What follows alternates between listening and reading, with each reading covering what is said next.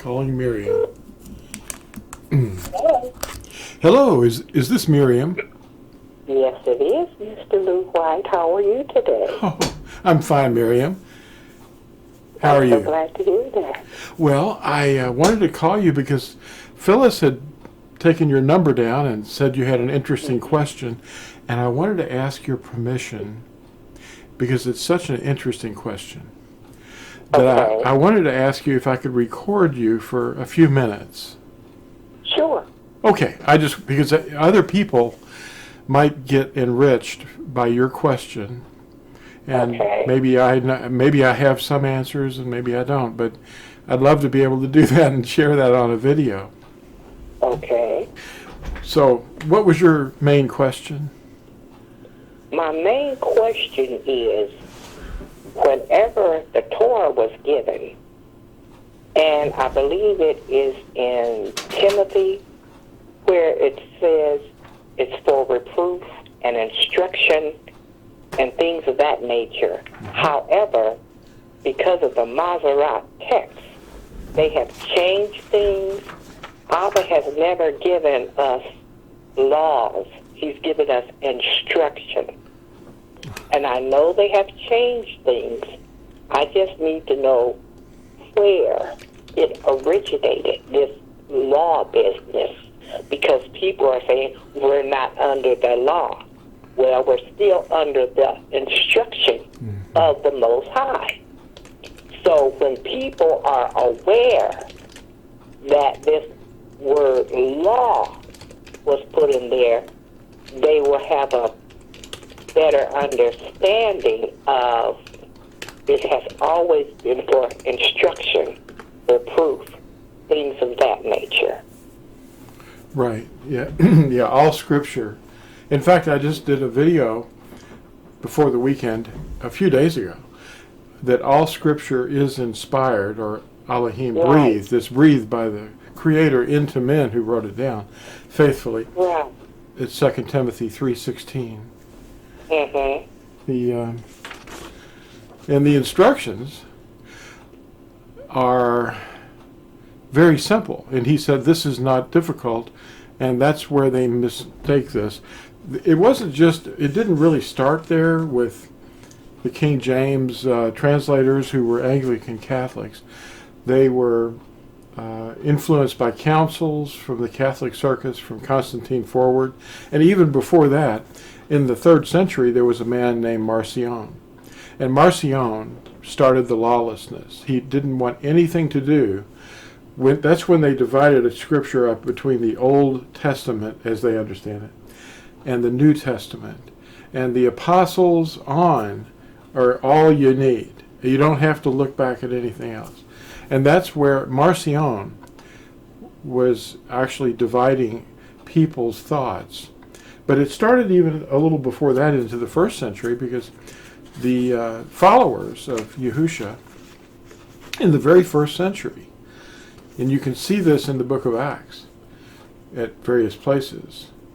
There's Aquila and Priscilla who were living in Rome, and they found themselves being ejected from Rome because of the Caesar or Kaiser. And Paul runs into him and says, wow, what's going on? And anyway, this lawlessness started even in the 1st century. And it wasn't really the YAHUDIM, or, the Jews, as they call them, so much. They were persecuting the Natsarim mainly because they were using the name. And they didn't like it. The name Yahusha is the name Yahuwah, and they didn't like it. And but the Masorets are an 8th century phenomenon. They're additional pronunciations and dots and dashes and little T's and the phonetic control, the way it sounds, was influenced from Babel. That came from Babel, the city. And that's interesting because it's confusion. But, they were building after the year 70, they went into captivity, and they they tore down the temple to get to the gold. Every stone was taken down, like Yahusha, had prophesied. And they built this Colosseum and with the gold that they'd stolen. And they minted coins, and we call it the parting of ways, and people can get a free download of an article called The Parting of Ways, and you can see why the Gentile people who were coming in to the faith, and you read about them in the book of Acts. They were in the synagogues, or that's a Greek word for the assembly, the people that were meeting, and they were joining in droves, but they were basically pagans, and they felt different from the native-born YAHUDIM, or Israelites, if you want to call them that. And they were people that were born in paganism, and the pagan ways somewhat influenced them slowly, the belief system. But they were persecuted by a law.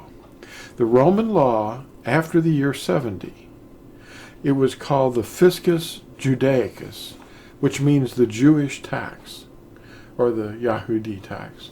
They taxed anybody that was found not eating pigs, resting on Sabbath, obeying the Torah, the instructions of Yahuwah. Hashatan, or Satan, had influenced these pagan rulers in Rome to persecute by taxation anybody that was seen influenced by this Torah, the instructions. And that was called the Fiscus Judaicus. You can look it up in fact, it's in this article, this tract, and it's easily explained. What they did was they were meeting together at one time in the synagogues and learning about the Torah, and you read about them doing this in the book of Acts. The foreigners who were coming in to learn and join themselves to Yahuwah were welcome, in the synagogues. But then they started finding out that they were going to get taxed, and they were being taxed because they were keeping the commandments. And that's really why it happened. So they started to draw away, and they started to meet together separately. So then you've got this parting of ways. It makes sense. Now, my concern is I have a neurological disability where I can't get on the computer. Oh. However, I still need documentation. Right. As to that information, when it started, yada, yada, yada. And that's what a lot of people do not realize whenever we're not under the law. Well, I know that that's not our saying. That's not Yahushua's way. And it's the renewed covenant. It is the renewed. It already existed. Yes. And he's just renewing it. It was the way that we have to have sin paid for. And when we see the animal blood, and the old priesthood took care of that.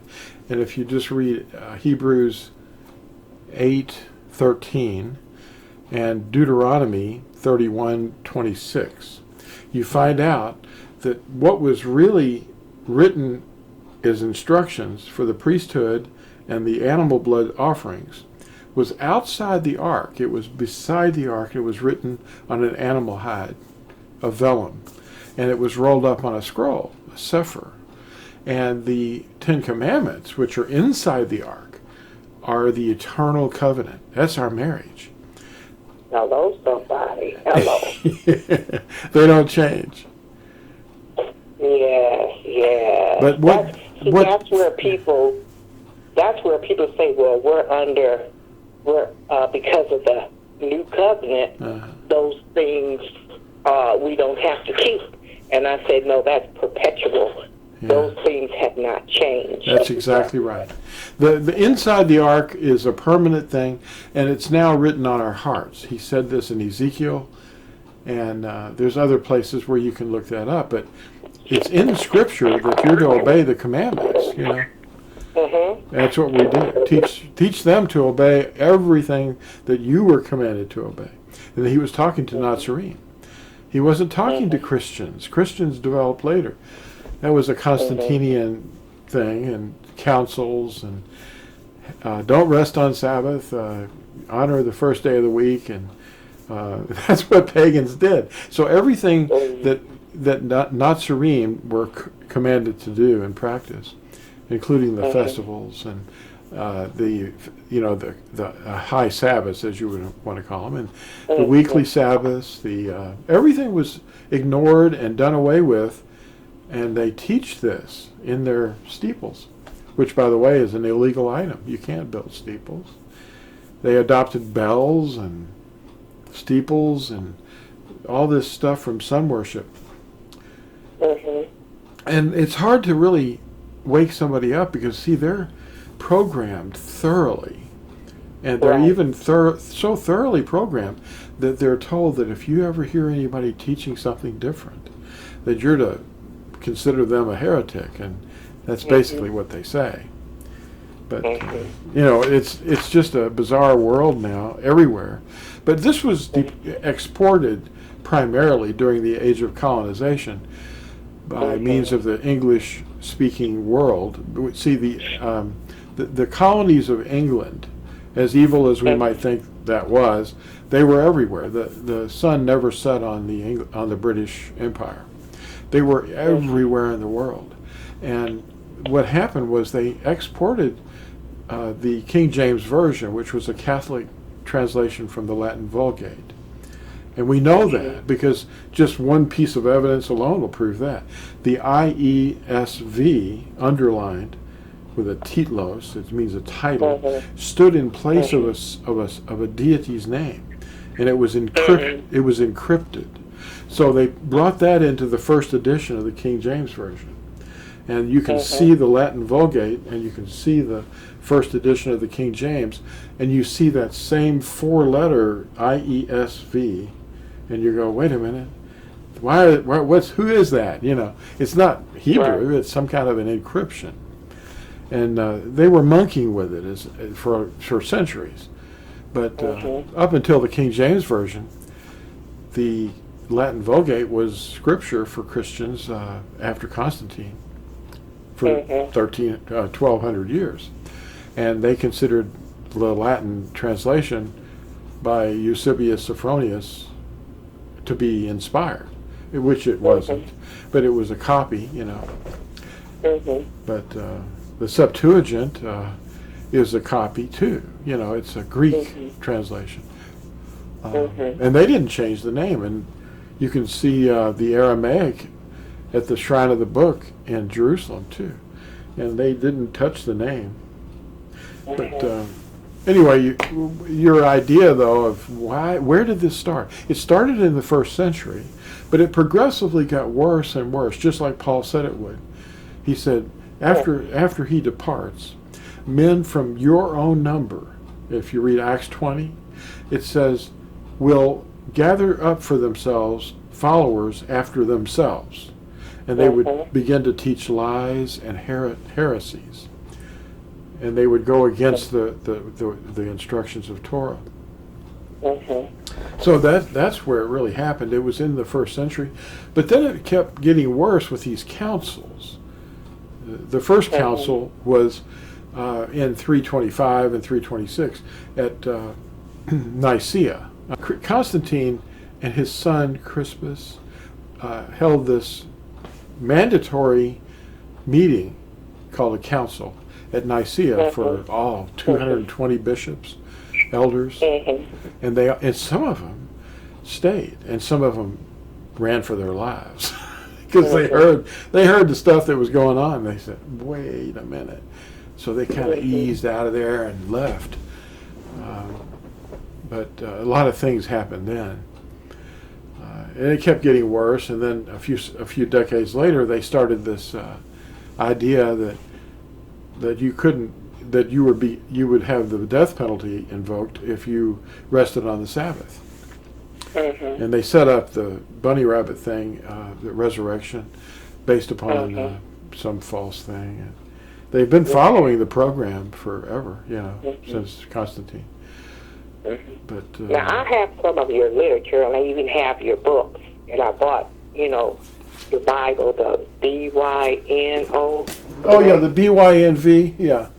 Yeah, that's yeah, this one. yeah. Well, you know, I get some of your literature whenever my finances permit me to. Right. But I've been, you know, getting them for years, and I have introduced my brother. You've talked to my brother and my great nephew. My brother is Ivan Richardson. Yeah. And I introduced him. I told him that you were a great scholar, and him and his wife have fallen in love with you. And my great nephew, Amir, they've had an opportunity to speak with you. So, you know, I've been following your teachings and trying to look up stuff and everything. And It's difficult.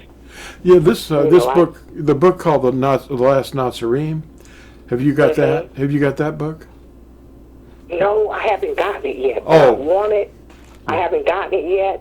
I just have to wait for my finances to get straightened out. I'm on a fixed income. Well, so, yeah. You know, and I had to move, so some things are taken away from what money I would have. Right. You know, I have, you know, I'll send you a book. I'm going to send you this Last Natsarim book in gratitude for your question and giving me permission to make a video. Thank you. But this is amazing that you asked that question, because a lot of people don't. The truth is found a lot of times by just being open to hearing the answers, but nobody really knows to ask the question. And but this is really a good idea to ask that question. But yeah, I would send you this Parting of Ways tract too. This is very important. This is more of a first century thing. But yeah, that Last Natsarim book is going to open up your eyes. And they were seeing Natsarim hiding in the hills. They called them Waldensians and other Cathars. They had other names, but they were referred to by the Circus Fathers, both you know, after Nicaea. And they were hunting us because we were commandment keepers and we didn't have any respect for the ecclesiastical authority, you know. Well, ecclesiastical authority is nothing, you know. It's what is important is the word. That's our authority, and we only have one teacher. It's Yahusha, and it's about him. Right. And then they started naming their ministries after, you know, people. That's exactly what Paul said. He said, I am of this, I am of that, I am of Paul. No, you're not a follower of Paul. You're not a follower of anybody except Yahusha. He's the teacher. He comes into us and trains us. And then we can discern when the lie is there and when the truth is there, you know. Is there anything else I can help you with before I stop? Perfect. That was perfect, because I keep sharing this with people that this law business didn't come in till later. And from what I understand, he gave instructions. Yes, that's the better word. It's training in righteousness, and you learn it, and then you do it. It's the doers of the word. It's not the hearers only. It's the doers. Right. And that's what gets us in trouble. But, you know, we have to lovingly share this stuff, and if they ask you, what's going on with this activity that you do, and why don't you light the candles and teach your children witchcraft, and you know, lighting candles like blowing out candles, making wishes, singing songs on their birthday. It's just witchcraft, and when you wake up, you stop it, and then people go, well, why aren't you coming over to my birthday party? Well, you remember what happened to they call him Job, Ayub, his children, when they got together on their day in their house, and they all got blown away, you know. Yeah. Well, I want to thank you for, you know, being on here, Miriam. You're welcome.